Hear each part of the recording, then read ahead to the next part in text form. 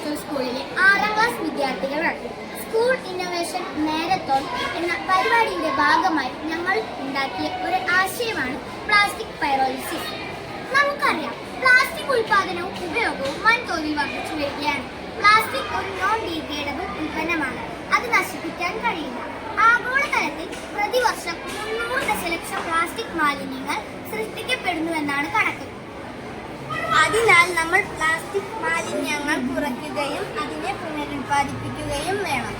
ഈ ഒരു സാഹചര്യത്തിലാണ് നമ്മൾ പ്ലാസ്റ്റിക് പൈറോളിസിസ് എന്ന പ്രക്രിയയുടെ പ്രാധാന്യം മനസ്സിലാക്കേണ്ടത്.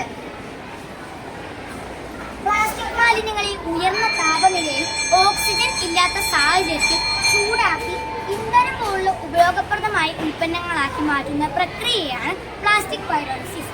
ഇവിടെ സോളാർ പാനലുകൾ ഉപയോഗിച്ച് പ്രകാശോർജ്ജത്തെ വൈദ്യുതോർജ്ജമാക്കി മാറ്റി ബാറ്ററിയിൽ സംഭരിച്ചു വെക്കുന്നു. ശേഷം സംഭരിച്ചു വെച്ച വൈദ്യുതോർജ്ജം ഉപയോഗിച്ച് ഹീറ്റിംഗ് കോയിൽ ചൂടാക്കുന്നു. ഈ സിലിണ്ടറിലേക്കാണ് നമ്മൾ മാലിന്യങ്ങൾ നിക്ഷേപിക്കുന്നത്. ഇത് ഹീറ്റിംഗ് കോയിൽ ഉപയോഗിച്ച് ചൂടാക്കുന്നു. ഇതിന്റെ ഭാഗമായി ഉണ്ടാകുന്ന ഗ്യാസിനെ ഈ ചേമ്പറിൽ ശേഖരിച്ചു വയ്ക്കുന്നു.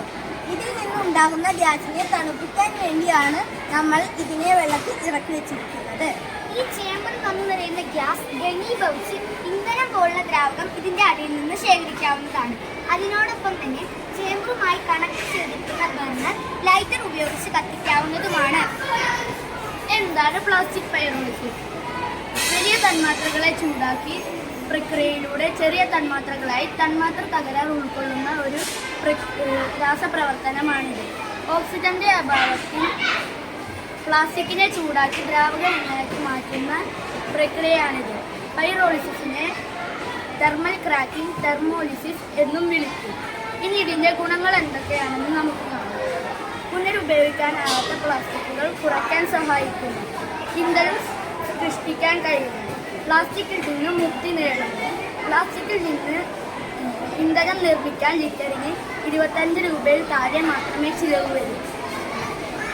ഈ ആശയം സമൂഹത്തിൽ വന്നാൽ ഉയർന്നു വരുന്ന പ്ലാസ്റ്റിക് മാലിന്യങ്ങളുടെ നിരക്ക് കുറയ്ക്കാൻ നമുക്ക് സാധിക്കുന്നതാണ്.